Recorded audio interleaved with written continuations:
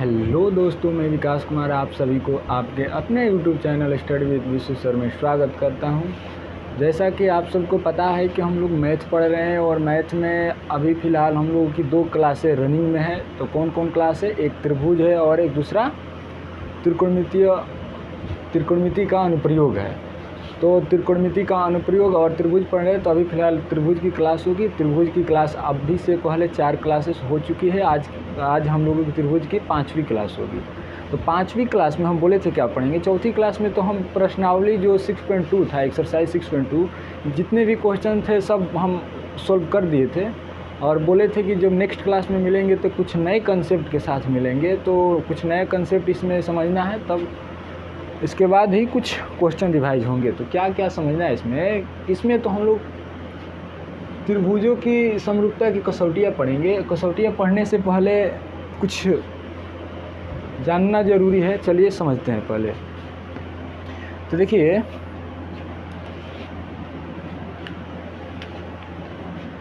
समरूप तो समझ रहे होंगे आप लोग।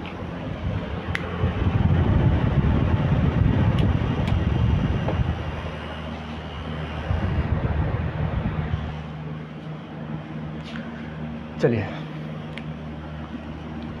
जब 2 त्रिभुज होते हैं, हम क्या बोले थे पीछे के क्लासों में? बोले थे कि 2 बहुभुज समरूप होने के लिए समरूप होते हैं यदि भुजाओं की संख्या समान हो। भुजाओं की संख्या समान हो। दूसरा था संगत कोण बराबर हो।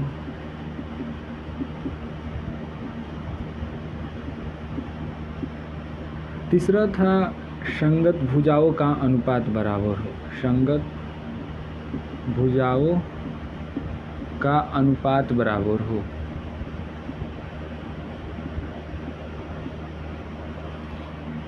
दो बहुभुज को समरूप होने के लिए क्या क्या जरूरी है? भुजाओं की संख्या बराबर हो, संगत कोण बराबर हो और संगत भुजाओं का अनुपात बराबर हो। ये हम लोग को पहले से पता है। तो देखिए, बहुभुज में सभी आकृतियाँ आ जाएगी। त्रिभुज आ जाएंगे, चतुर्भुज आ जाएंगे, पंचभुज आ जाएंगे, षटभुज आ जाएंगे, जितने भी है सभी आ जाएगी। तो हम लोग को फिलहाल त्रिभुज में 10th क्लास के त्रिभुज में केवल हम लोग त्रिभुजी के सर्वांग के बारे में पढ़ेंगे। तो त्रिभुज देखिए सर्वांगसम कब होते हैं, ये तो अच्छा हम बोलेंगे कि 2 त्रिभुज सर्वांगसम कब होते हैं। तो 2 त्रिभुज है, यानी कि भुजाओं की संख्या त्रिभुज है तो दोनों में तो भुजाओं की संख्या सेम होगी। तो इसको हटा दीजिए। क्या क्या और हमें होना चाहिए? संगत कोण बराबर होना चाहिए, यानी संगत भुजाओं का अनुपात बराबर होना चाहिए। तो चलिए 2 त्रिभुज बनाते हैं, ABC। दूसरा है DEF। बोलेंगे कोण ए के बराबर क्या है? कोण डी है। कोण बी के बराबर क्या है? कोण ई है। कोण सी के बराबर क्या है? कोण एफ है। यानी क्या कह दिया है? कोण ए के बराबर क्या है? कोण डी है। कोण बी के बराबर क्या है? कोण ई है। कोण सी के बराबर क्या है? कोण एफ है।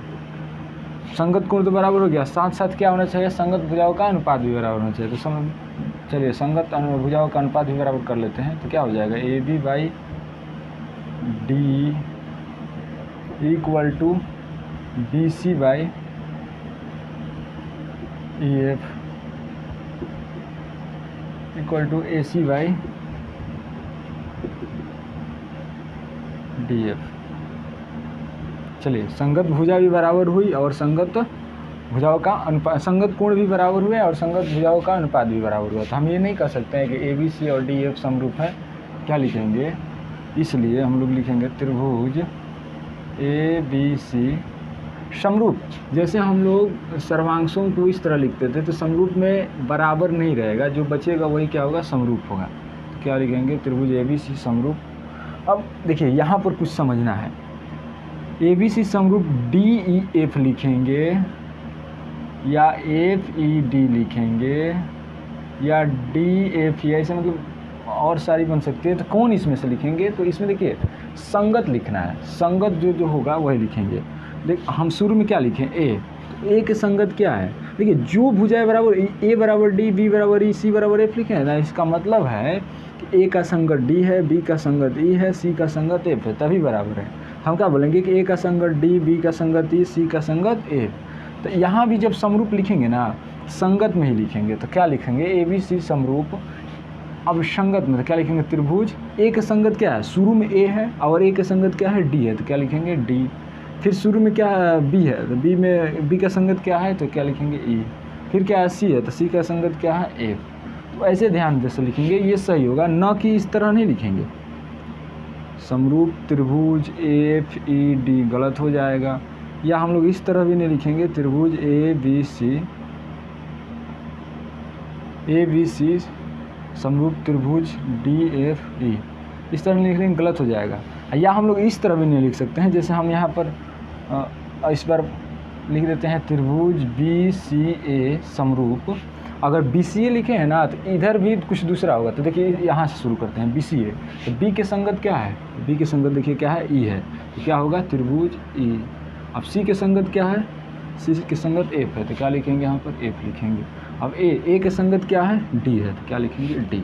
ये सही होगा। अब यहाँ क्या ऐसे लिख दीजिए, त्रिभुज बी सी ए समरूप त्रिभुज डी ई एफ, ये सब गलत हो जाएगा। तो ध्यान देना है, जो जिस क्रमबद्ध मतलब जिस, जैसे कि अगर बी आता है, बी सी है, तो हम पहले बी आ रहा है तो पहले बी का संगत लिखेंगे, सी आ रहा है तो सी का संगत लिखेंगे। मतलब जो शुरू से होता है, शुरू में बी है तो इधर बी के संगत लिखेंगे, उसके बाद सी है तो यहाँ सी का संगत लिखेंगे, उसके बाद ए है तो ए का संगत लिखेंगे। मतलब ये ध्यान देना है समरूप में, नहीं तो गलत हो जाएगा। तो त्रिभुज कब समरूप होंगे? जब उनकी संगत कोणों का संगत कोण बराबर हो और संगत भुजाओं का अनुपात बराबर हो, तो त्रिभुज क्या होंगे? समरूप होंगे। तो चलिए एक क्या है, एक जैसे हम लोग 9th क्लास में दो त्रिभुज के सर्वांगसम की कसौटियाँ पढ़े थे, ए से S, A S A S, R H S, R S S S. उसी प्रकार यहाँ पर भी 10th क्लास में भी हम दो त्रिभुज के समरूपता के बारे में पढ़ेंगे। तो समरूप में कसौटियाँ होती है ए। ये क्या बोलता है? यदि दो त्रिभुज में संगत कोण बराबर हो तो उनकी संगत भुजाएं एक ही अनुपात में होती है और इसलिए दोनों त्रिभुज समरूप होते हैं। बोल रहा है, बताइए कि यदि दो त्रिभुज में संगत कोण बराबर है तो संगत भुजाएं एक ही अनुपात में होगी, यही सिद्ध करना है। होगी, लेकिन कैसे होगी ये सिद्ध करना है। क्या दे दिया है? यदि दो त्रिभुज में संगत कोण बराबर दे दिया है, हमें क्या सिद्ध करना है? कि संगत भुजाओं का अनुपात, उनकी संगत भुजाओं एक ही अनुपात में होगी, यानी असंगत भुजाओं का अनुपात क्या होगा? बराबर होगा। एक ही अनुपात मतलब क्या होगा? संगत भुजाओं का अनुपात बराबर होगा, और इसलिए दोनों त्रिभुज क्या होते हैं? समरूप होते हैं। अच्छा ये बताइए, पहले से हमें दे दिया है कि संगत कोण बराबर है। अगर हम लोग ये सिद्ध कर देते हैं कि संगत भुजा एक ही अनुपात में है, तो त्रिभुज के लिए तो इतना ही काफ़ी है। संगत कोण बराबर दे ही दिया है और हम सिद्ध कर देंगे संगत भुजा एक ही अनुपात में है, तो क्या हम ये नहीं कह सकते हैं कि दोनों त्रिभुज समरूप है? तो चलिए इस प्रूफ करने का प्रयास करते हैं। इसको मिटा देते हैं फिलहाल।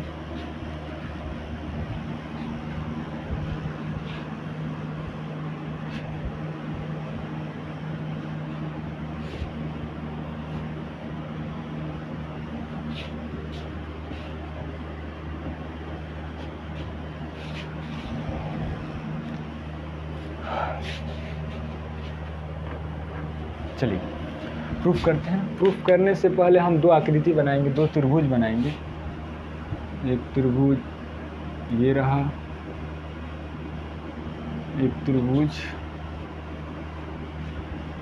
यहाँ पर बना लेते हैं। A B C D E F, दो त्रिभुज बना दिए हैं। दोनों त्रिभुज में नाम है, एक त्रिभुज का ABC और दूसरा का नाम है DEF। चलिए प्रूफ करते हैं।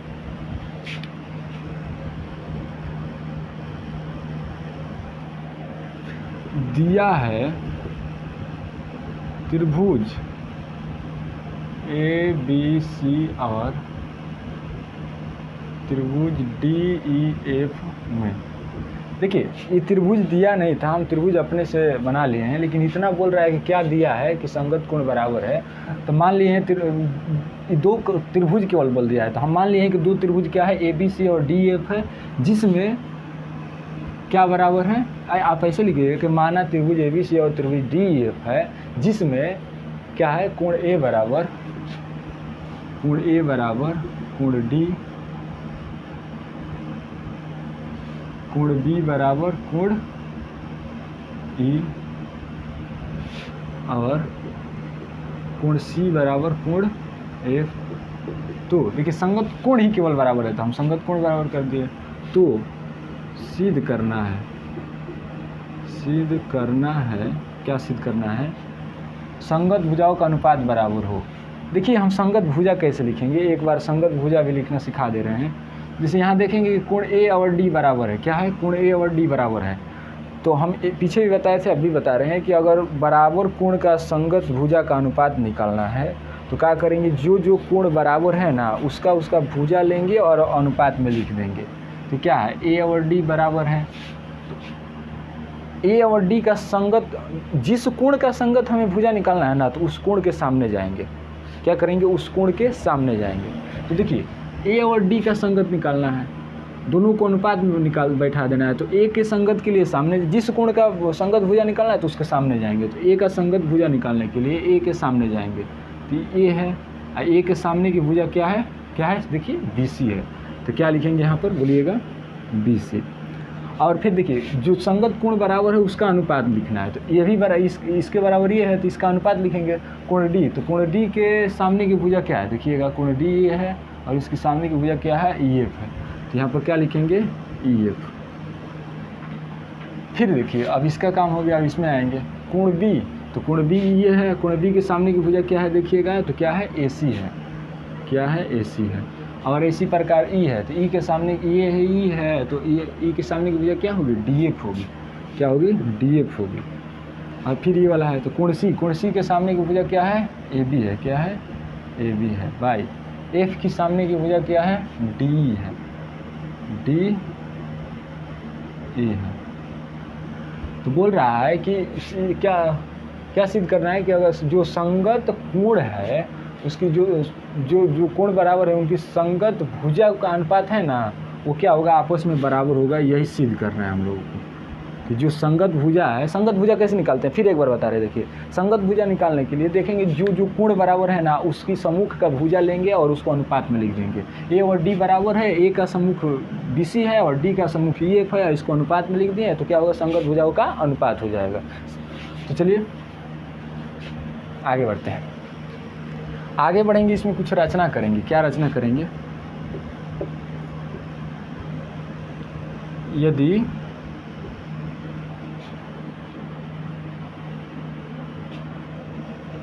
डायरेक्ट रचना कर देते हैं, रचना करेंगे त्रिभुज बिंदु D से, ये बिंदु D है, ये वाला D से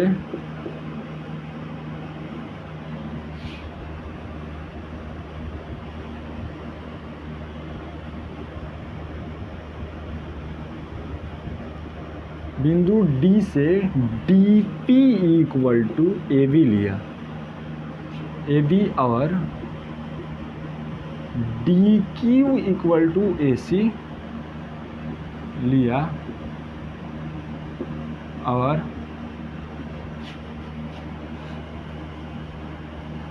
P से Q को मिलाया। देखिएगा यहाँ पर ध्यान से क्या किए हैं, इस त्रिभुज में आए हैं। इस त्रिभुज में हम क्या किए हैं, बिंदु D से एक D भुजा पर क्या लिए हैं, बिंदु P लिए हैं, ऐसा बिंदु P लिए हैं कि DP का जो साइज होगा ना वो किसके बराबर होगा, AB के साइज से। और इसी तरह भुजा DF पर DQ लिए हैं कि जो DQ की माप होगी किसके बराबर होगी, AC के बराबर होगी, क्या होगी, AC के बराबर। तो हाई ये इक्वल टू ये और ये इक्वल टू ये हो जाएगा, समझ रहे होंगे। और जो लास्ट में क्या किए हैं, जो दोनों बिंदु लिए हैं, दोनों बिंदु क्या किए हैं, मिला दिए हैं। चलिए बनाते हैं।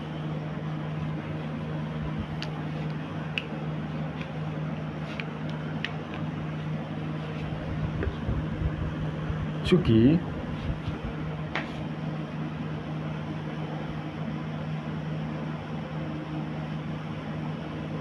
देखिएगा यहाँ पर क्या है, A B by D equal to क्या है, A C by D F है। दिया है, देखिए दिया है, इसमें से ले ली, सॉरी ये नहीं दिया है, ये तो सिद्ध करना है हमें। देखिए त्रिभुज हम लेंगे क्या यहाँ पर, अब त्रिभुज ए बी सी और त्रिभुज डी पी क्यू में ये वाला त्रिभुज ले लीजिए और ये छोटा वाला त्रिभुज ले लीजिए ऊपर वाला। तो क्या लेंगे, देखेंगे कि जो ए बी है किसके बराबर है, डी पी के बराबर। क्या है, ए बी इक्वल टू क्या है, डी पी। कैसे है, रचना से है, देख लीजिएगा रचना में हम किए हैं ए बी बराबर डी पी। और ये जो कोण ए है कोण डी के बराबर है। क्या है, कोण ए इक्वल टू कोण डी के बराबर है। ये दिया है हम लोगों के प्रश्न में दिया है। फिर देखिएगा कि जो ए सी है वो किसके बराबर है, डी क्यू के रचना से। ए सी किसके बराबर है, डी क्यू के बराबर है, किससे, रचना से। देखिएगा रचना से ए सी डी क्यू बराबर है। चलिए थोड़ा ध्यान दीजिए यहाँ पर।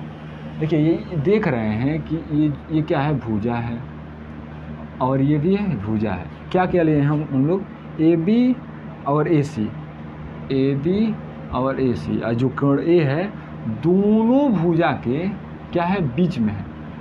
क्या है, दोनों भुजा के बीच में। तो हम लोग 9th क्लास में पढ़े हैं कि यदि दो त्रिभुजों में दो भुजाएं बराबर हो और उसके बीच के कोण बराबर हो आपस में, तो जो एस ए एस से सर्वांगसम होते हैं। दोनों त्रिभुज क्या होते हैं, सर्वांगसम होते हैं। इसलिए क्या हो जाएगा, एस ए एस से, देखिए भुजा एंगल साइड, दोनों भुजा के बीच में क्या है, एंगल है। क्या हो जाएगा, भुजा साइड एंगल साइड से त्रिभुज ए बी सी से क्या हो जाएंगे, सर्वांगसम हो जाएंगे। त्रिभुज डी पी क्यू सर्वांगसम हो जाएंगे। अगर सर्वांगसम हो जाते हैं दो त्रिभुज, तो हम लोगों को पता है कि अगर दो त्रिभुज सर्वांगसम हो गए तो जो भुजाएं शेष बची है, जो कोण शेष बचे हैं बराबर होने से, उसको सबको बराबर कर लेंगे। तो हम यहाँ सबको तो बराबर नहीं करेंगे, जो हम लोगों को आगे चलकर काम होगा वही हम बराबर करेंगे। तो आगे हम देखेंगे बी और पी को बराबर करते हैं, क्योंकि आगे चलकर काम है। तो कोण बी इक्वल टू क्या करते हैं, कोण पी कर देते हैं। एक सेकंड मोबाइल में देख लेते हैं दिखाई दे रहा है या नहीं।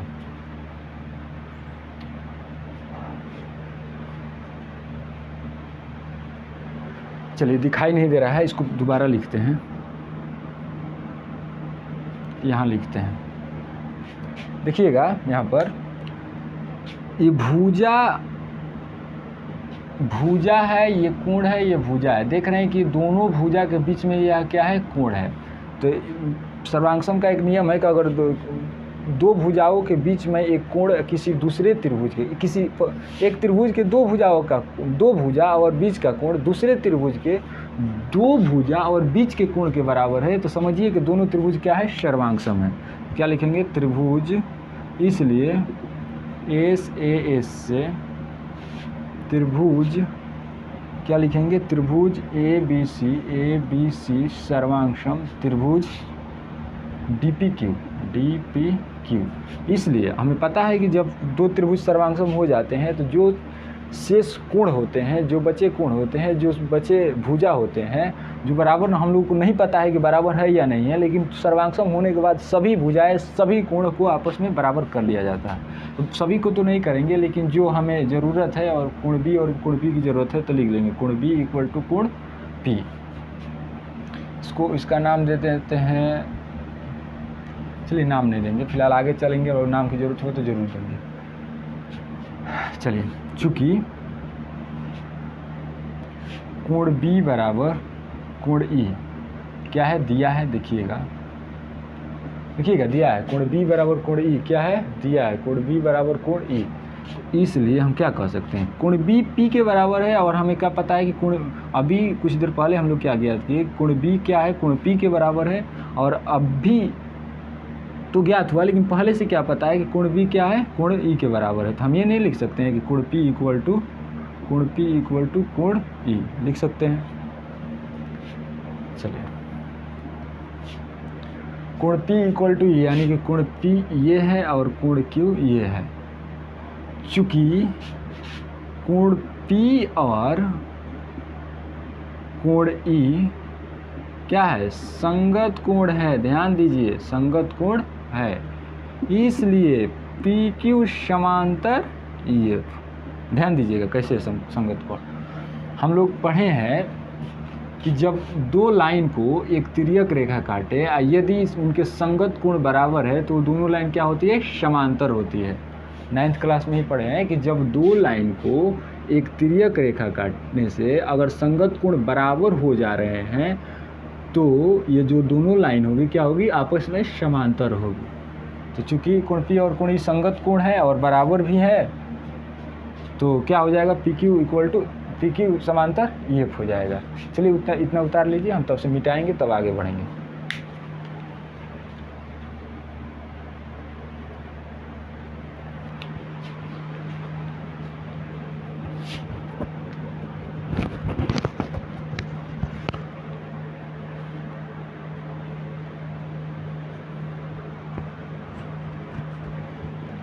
चलिए आगे बढ़ते हैं। इसमें ज़्यादा कुछ फिलहाल नहीं मिटाएंगे, केवल इसको मिटा दे रहे हैं, ये वाला। अगर इससे भी नहीं होता है तो आगे वाला मिटाएंगे। देखिए क्या करेंगे,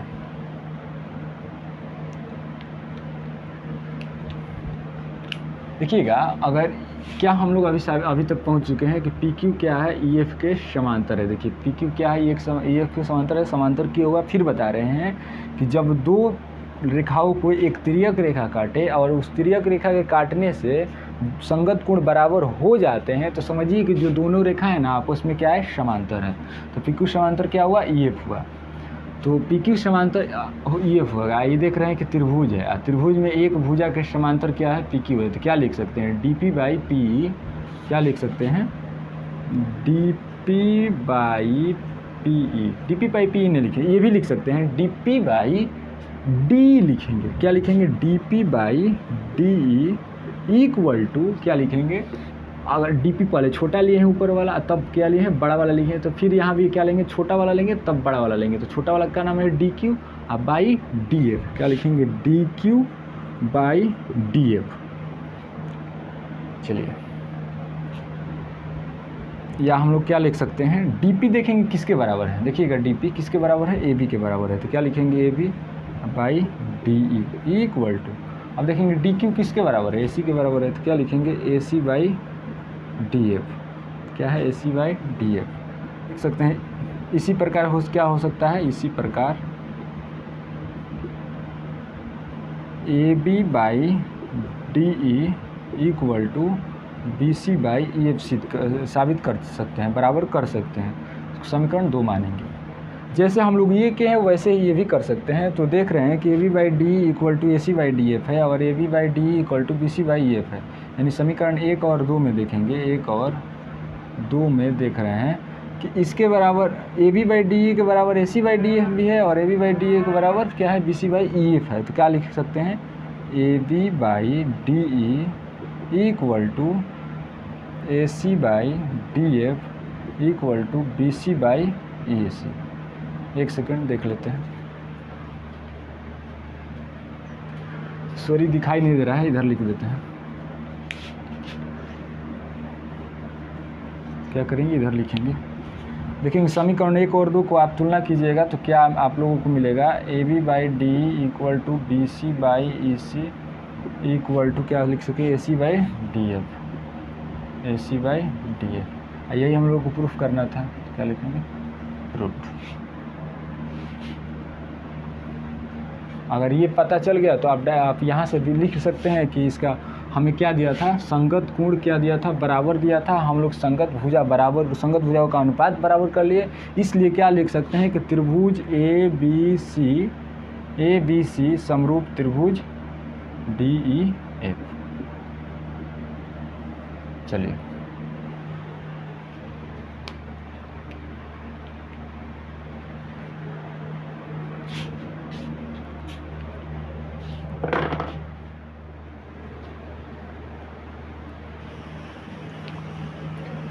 चलिए नेक्स्ट क्वेश्चन, नेक्स्ट जो थ्योरम है आपके सामने है। नेक्स्ट थ्योरम क्या है? एस एस एस समरूपता है, और एस एस एस समरूपता क्या बोलता है? देखिए यहाँ पर हम पिछले दो थ्योरम में लिखे थे ए समरूपता। ए एस एस एस क्या होता है एक बार देख लीजिए। ए का मतलब होता है एंगल एंगल एंगल, यानी कोण कोण कोण उसमें सभी बराबर थे, यानी तीनों कोण बराबर थे। इसमें क्या है? एस एस एस यानी तीनों भुजा का अनुपात क्या होगा? बराबर होगा।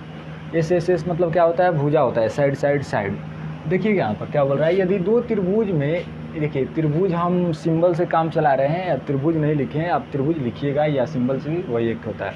यदि दो त्रिभुज में एक त्रिभुज की भुजाएं दूसरे त्रिभुज की भुजाएं के समानुपाती हो तो उनके संगत कोण बराबर होते हैं, और इसलिए दोनों त्रिभुज क्या होंगे? समरूप होंगे। लेकिन इसमें क्या दे दिया है कि यदि दो त्रिभुज में एक त्रिभुज की भुजाएं दूसरे त्रिभुज की भुजा के समानुपाती है, तो क्या हमें साबित करना है कि उनके संगत कोण बराबर होते हैं। देखिए पहले से भुजाएं समानुपाती दे दिया है, अगर संगत कोण बराबर कर देते हैं तो त्रिभुज की समरूप के लिए इतना काफ़ी है। इतना ही ना होगा कि अगर पहले से समानुपाती दे दिया है, अगर संगत कोण बराबर होते हैं तो क्या हो जाएगा कि इसलिए त्रिभुज दोनों क्या हो जाएंगे? समरूप हो जाएंगे। चलिए आगे बढ़ते हैं। इसमें भी दो आकृतियाँ बनाएंगे त्रिभुज की। क्या क्या बनाएंगे? एक का नाम देंगे ए बी सी, एक और बनाएंगे डी ई एफ। कि देख लेते हैं दिखाई दे रहा है या नहीं।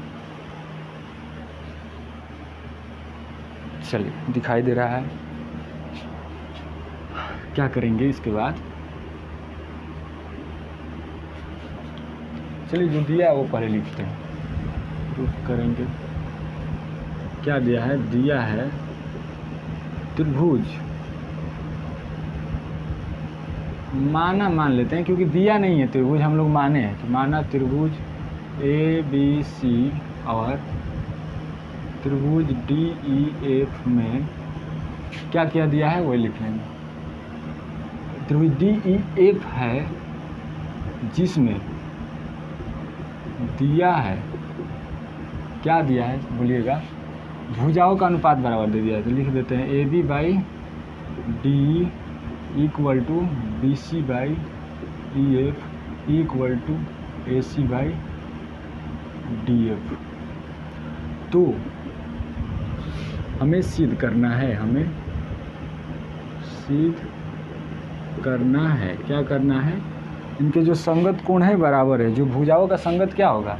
ए बी के सामने का कोण क्या है? ए बी के सामने का कोण सी है, यानी और डी के सामने का कोण, ए बी के सामने का कोण क्या है? कोण सी है। कोण सी किसके बराबर करना है? डी के सामने क्या है? कोण एफ। तो कोण सी बराबर कोण एफ होगा। इसी प्रकार देखिएगा तो क्या आ जाएगा? कोण बी बराबर कोण ई और कोण ए बराबर कोण डी, यही सिद्ध करना है।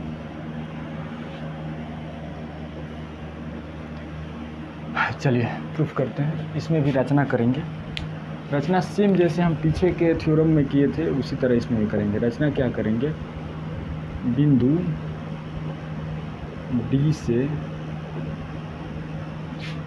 A B equal to D P, बिंदु डी से A B equal to D P और A C equal to D Q काटा और पी क्यू को मिलाया। क्या कर दिया? पी क्यू को मिला दिया। चलिए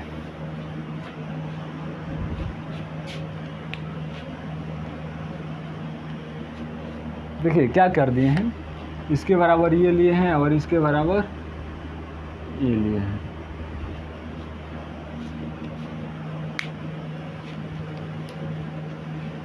चलिए प्रूफ करते हैं। चूँकि क्या दिया है? A B by D equal to B C by E F equal to A C by D F. देखिए ये दिया है, क्या है? दिया है। चलिए ए बी के बराबर क्या है? अभी रचना से क्या है? ए बी के बराबर डी पी है, तो ए बी के बराबर क्या लिखेंगे? D P by D equal to BC के जब BC किसी के बराबर नहीं है तो छोड़ देंगे, BC बाई EF लिखेंगे। अब देखिए AC किसके बराबर है, DQ के बराबर, तो क्या लिखेंगे DQ बाई DF। क्या करेंगे, रचना से लिख दीजिएगा, कैसे बदला हुआ है तो रचना से। अब आगे बढ़ेंगे तो इसमें से हम दो लेंगे, कौन कौन लेंगे, इसमें तीनों आपस में भुजा बराबर है ना, तीनों भुजाओं का अनुपात, इसमें केवल दो भुजाओं का अनुपात बराबर लेंगे।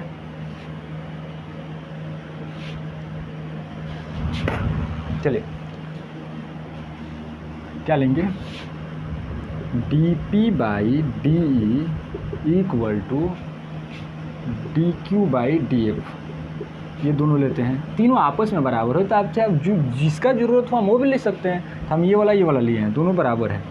एक बात ध्यान दीजिएगा, यहाँ पर हम देखिएगा जो बड़ा वाला त्रिभुज है उसमें देखिए DP बाई DE है, क्या है DP बाई क्या है D है, एक बार छोटा वाला फिर एक बार बड़ा वाला, फिर किसके बराबर है DQ बाई DF के, DQ बाई DF के। फिर ये देखिए पहले छोटा वाला ई बटा बड़ा वाला इक्वल टू इसमें भी छोटा वाला और बड़ा वाला। ऐसा कब होता है, ध्यान दीजिएगा, ऐसा कब होता है, इस छोटा वाला का अनुपात बड़ा वाला बराबर छोटा वाला अनुपात बड़ा वाला कब बराबर होता है, तो हम पीछे के क्लास में बताए थे। अगर पीछे के क्लास में नहीं देखें तो प्लीज़ जाइए पहले के पीछे के क्लास देखिए, तब ये समझ में आएगा। तो ऐसा कब होता है, जब PQ समांतर क्या होगा EF होगा, क्या होगा, इसलिए क्या लिख सकते हैं PQ समांतर EF एकदम लिख सकते हैं। अगर समांतर हो गया तो संगत कोण से ये बराबर भी ले सकते हैं, क्या क्या लेंगे, ये इक्वल टू ये और ये इक्वल टू ये, संगत कोण से बराबर हो जाएगा, क्या हो जाएगा कोण P इक्वल टू कोण E और कोण Q इक्वल टू कोण F। कैसे होगा, संगत कोण से होगा, कैसे होगा, संगत कोण से। देख लेते हैं दिखाई दे रहा है या नहीं। चलिए संगत कोण थोड़ा कट रहा है तो इसमें एडजस्ट कर लीजिएगा, किससे कैसे बराबर हो रहा है, संगत कोण से। संगत कोण क्या बोलता है कि जब दो समांतर रेखा को एक तिर्यक रेखा काटे तो संगत कोण बराबर होते हैं। संगत कोण कौन कौन होते हैं, ये इक्वल टू ये, तो देखिए बराबर हो गए। एक यहाँ से संगत है तो ये इक्वल टू ये क्या हो जाएगा, बराबर हो जाएगा। तो ये संगत कोण है, ये सब 9th क्लास में पढ़ चुके हैं हम लोग पीछे क्लासों में। चलिए संगत कोण से बराबर, इसको समीकरण क्या नाम दे देते हैं, देखिए इस समीकरण का आगे चलकर यूज होगा तो इसको दे देते हैं समीकरण 1, इसको देंगे समीकरण 2। आगे चलेंगे, आगे बढ़ते हैं तो देखेंगे कि देखिएगा त्रिभुज DPQ, ये DPQ ऊपर वाला है और त्रिभुज देखिएगा DEF। अच्छा देखिए त्रिभुज DPQ बोल रहे हैं या त्रिभुज DEF बोल रहे हैं, जो कॉमन कोण आ रहा है, कॉमन एंगल आ रहा है, क्या है, दोनों में A आ रहा है ना, बोलिए नहीं आ रहा है, दोनों में आ रहा है। देखिए DPQ में भी D है और DEF में भी क्या है, D है, तो एक बात कॉमन हुई। चलिए इसको लिख ही देते हैं। और त्रिभुज DEF में क्या है, कोण D बराबर कोण D, दोनों में कॉमन है, क्या है, कॉमन है, उभयनिष्ठ जिसको बोलते हैं कॉमन लिखेंगे, कॉमन कोण है। और अभी हम लोग प्रूफ किए, कोण P बराबर कोण E, कोण P बराबर कोण E और कोण Q बराबर कोण F। इसको E बराबर P लिखेंगे, E बराबर P, आप वो भी लिख सकते थे, कोई गलत नहीं होगा। कोण F बराबर कोण Q। देखिएगा यहाँ पर D तो बराबर है P, इस त्रिभुज में P और इस त्रिभुज का Q E बराबर है और इस त्रिभुज का F इस त्रिभुज का Q के बराबर है। तो हम लोग ये नहीं लिख सकते हैं, देखिए कोण से दोनों त्रिभुज में तीनों कोण आपस में एक दूसरे त्रिभुज में बराबर है, तो क्या लिख नहीं सकते हैं कि इसलिए A से त्रिभुज DPQ समरूप त्रिभुज DEF। अगर समरूप हो गया तो इस दोनों त्रिभुज का संगत भुजाओं का अनुपात भी क्या होगा, बराबर होगा। पीछे के थ्योरम में हम लोग पढ़े थे कि जब दो त्रिभुज लेंगे, दोनों त्रिभुज में एक दूसरे के में तीनों कोण आपस में बराबर होते A से क्या होते हैं, वो त्रिभुज सर्वांगसम होते हैं। अभी कुछ देर पहले प्रूफ किए थे सर्वांगसम होते हैं, तो दोनों त्रिभुज क्या हो गए, समरूप हो गए। समरूप हो गए तो क्या क्या, और समरूप होने के बाद उसकी ये पता है कि दो आकृतियाँ अगर समरूप होती है तो उनकी संगत भुजाओं का अनुपात भी क्या होता है, बराबर होता है। तो इनकी संगत भुजा ले लेते हैं, क्या है, DP by DE equal to PQ by EF, PQ by EF equal to DQ by QC, DQ by QF ले लिए। इसका अनुपात बराबर देखिए ये EF है। DP by DE equal to PQ by EF equal to DQ by DF होगा, sorry यहाँ पर DF होगा। इसको मानेंगे समीकरण 3। अब समीकरण 1 और 3 को देखिए, 1 क्या है, ये है, और 3 ये है। तो इसमें देख रहे हैं DP by DE equal to क्या है, BC by EF equal to DQ by DF। देखिए DP बाई DE यहाँ पर भी है और यहाँ पर भी है, DQ बाई DF यहाँ पर भी है और यहाँ पर भी है। तो जो बच रहा है DP by DE BC by EF के बराबर है दोनों के। इसमें इस दोनों के बराबर क्या है, PQ बाई EF। तो समीकरण 1 और 2 से नहीं लिख सकते हैं कि BC by EF equal to क्या लिख देंगे, PQ बाई EF। तुलना कीजिएगा दोनों में, देखिए इस दोनों के बराबर BC बाई EF है और यही दोनों भुजाओं का अनुपात के बराबर PQ बाई EF है। तो ये बराबर ये लिख सकते हैं, EF कट जाएगा, क्या होगा, BC बाई PQ, क्या होगा, BC बाई PQ। एक सेकंड देख लेते हैं दिखाई दे रहा है या नहीं। चलिए बिल्कुल दिखाई दे रहा है, क्या हो गया, BC बाई PQ। अब क्या लेंगे, अब त्रिभुज ABC और त्रिभुज ABC और त्रिभुज DPQ लेंगे, DPQ में AB बराबर DP, AB बराबर DP। अब बोलिएगा कैसे, तो रचना से, कैसे होगा, रचना से, देखिएगा AB बराबर DP। फिर क्या होगा, AC बराबर DQ, ये भी कैसे है, रचना से। अब कुछ देर पहले हम लोग क्या किए हैं, BC बराबर PQ, कुछ देर पहले हम लोग किए हैं। इसको चाहे तो आप नाम देकर यहाँ लिख लीजिएगा कि समीकरण जो नाम होगा उससे हो गया होगा। तो क्या होगा, BC बाई PQ। तो इसलिए ये BC है। S से हम लोग त्रिभुज के सर्वांग समता के नियम पढ़े, तो क्या लिख सकते हैं, त्रिभुज ABC सर्वांगसम त्रिभुज DPQ। अगर सर्वांगसम हो जाते हैं दो त्रिभुज तो पता है कि हम लोग को कि जो शेष भुजा और शेष कोण है जो बराबर नहीं है उनको हम लोग CP से क्या कर लेते हैं, बराबर कर लेते हैं। क्या कर लेते हैं, बराबर कर लेते हैं। तो क्या हो जाएगा, कोण B इक्वल टू कोण Q कर लेंगे और कोण C इक्वल टू क्या करेंगे, कोण Q कर लेंगे। सॉरी, कोण B इक्वल टू कोण P करेंगे और कोण C इक्वल टू क्या करेंगे, कोण Q कर लेंगे। चलिए इसका नाम देंगे हम समीकरण 3 तक तो दे दिए हैं, तो क्या देंगे, 4 देंगे। क्या देंगे, 4 देंगे। चलिए इसको हम फिलहाल मिटा देते हैं। अब जगह नहीं बचा है तो आप एक बार वीडियो को स्टॉप करके लिख लीजिएगा, हम अभी फ़िलहाल मिटाएंगे। चलिए हो गया होगा, चलिए मिटा देते हैं। इतना ही मिटाएंगे क्योंकि ये वाला काम है। देखिएगा एक बार, समीकरण 2 और 4 को एक नज़र से देखिए। 2 में क्या है, P के बराबर E है और Q के बराबर F है। क्या है, B के बराबर P है।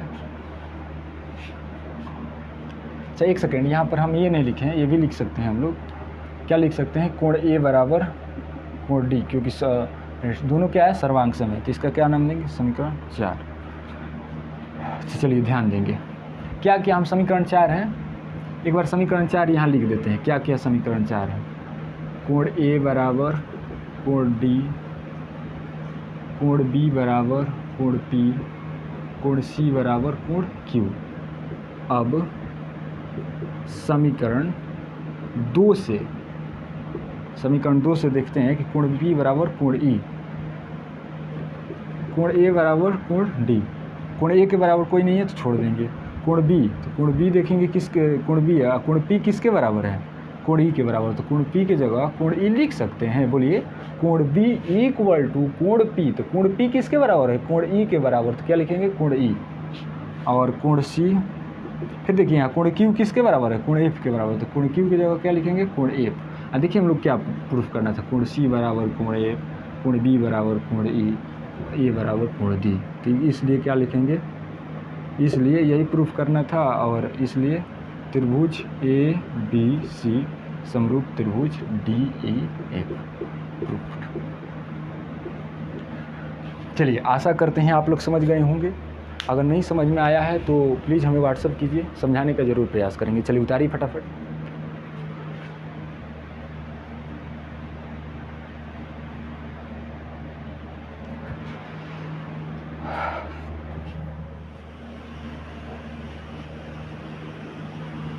चलिए नेक्स्ट थ्योरम आपके सामने है। नेक्स्ट थ्योरम क्या बोल रहा है, देखिएगा ध्यान से। नेक्स्ट थ्योरम बोल रहा है कि यदि एक त्रिभुज का एक कोण दूसरे त्रिभुज के एक कोण के बराबर है तथा इन कोणों के अंतर्गत करने वाली भुजाएं समानुपाती है तो दोनों त्रिभुज समरूप होंगे, यही साबित करना है। तो दो त्रिभुज बनाएंगे,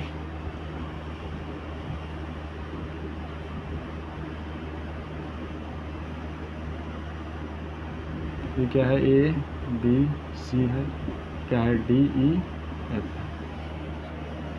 ए बी सी और डी ई एफ। चलिए प्रूफ करेंगे।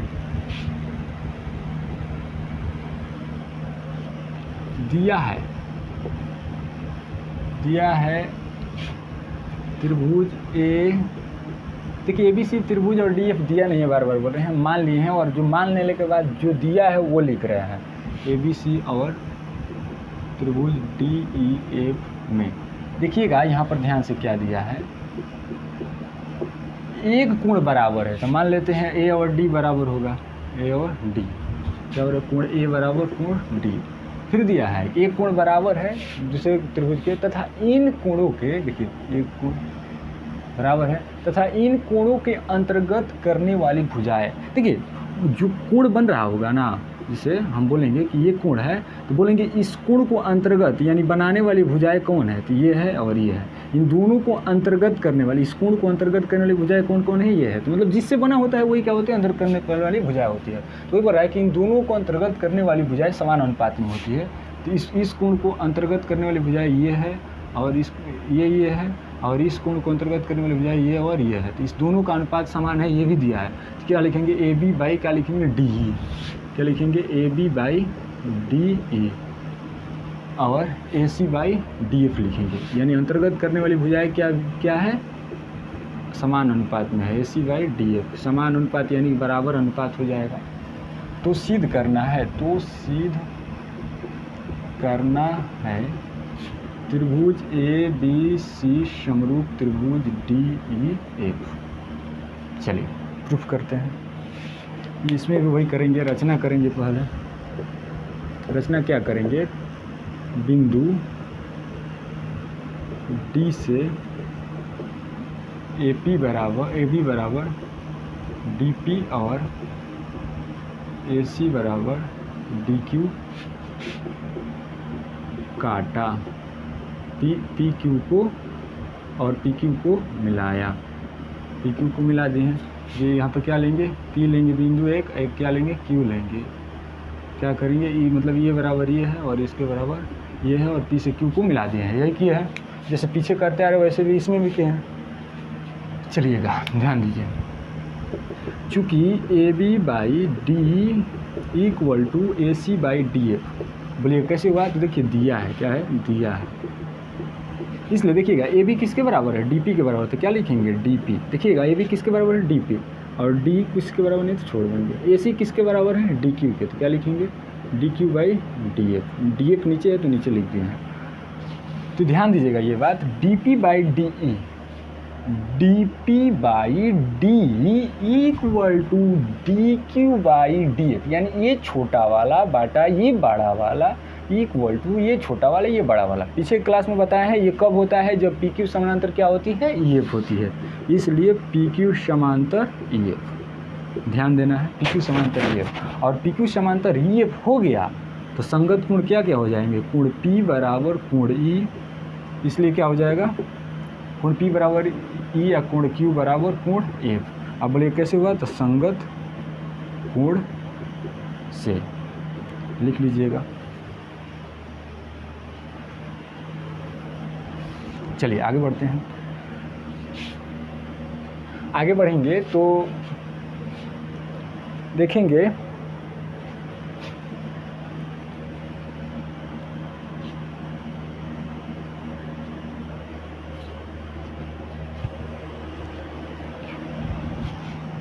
हाँ लिखिएगा, त्रिभुज ABC,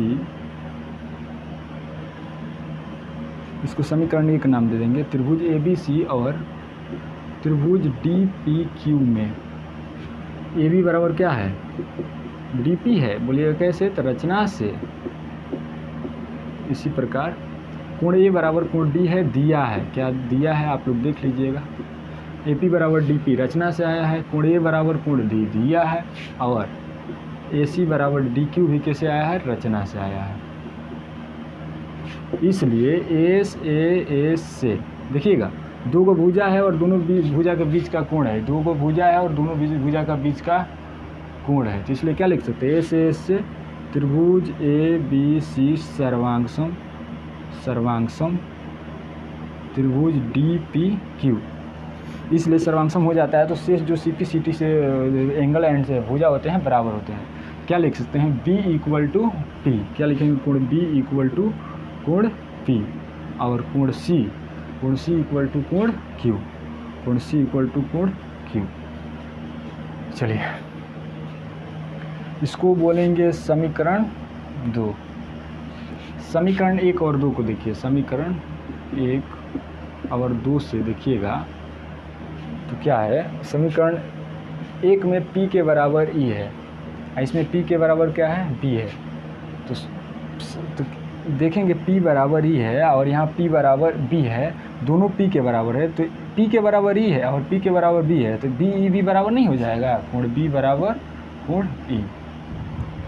और यहाँ पर देखिए कोण Q के बराबर कोण C है, यहाँ पर कोण Q के बराबर F है, यानी कि C और F क्या हो जाएंगे, बराबर हो जाएंगे, कोण C बराबर कोण F। इसलिए अब इसलिए यहाँ देखिए हमें पता है कोण A बराबर D दिया है, देखिए दिया है, और अभी हमें पता चला है कि B और E क्या है, बराबर है, B और E क्या है, बराबर है, और कोण C और कोण F क्या है, बराबर है, और एक दे दिया वो भी लिख देते हैं, कोण A बराबर कोण D लिख देते हैं, दिया है, और ये पता है कैसे हुआ आप लोगों को, अभी कुछ देर पहले हम बताएं। इसलिए A से दोनों त्रिभुज, ये बराबर ये है, ये बराबर ये है और ये बराबर ये है, तो A से दोनों त्रिभुज क्या हो जाएंगे, समरूप हो जाएंगे, त्रिभुज ABC समरूप त्रिभुज DEF, और हम यही प्रूफ करना था, क्या लिखेंगे, प्रूफ।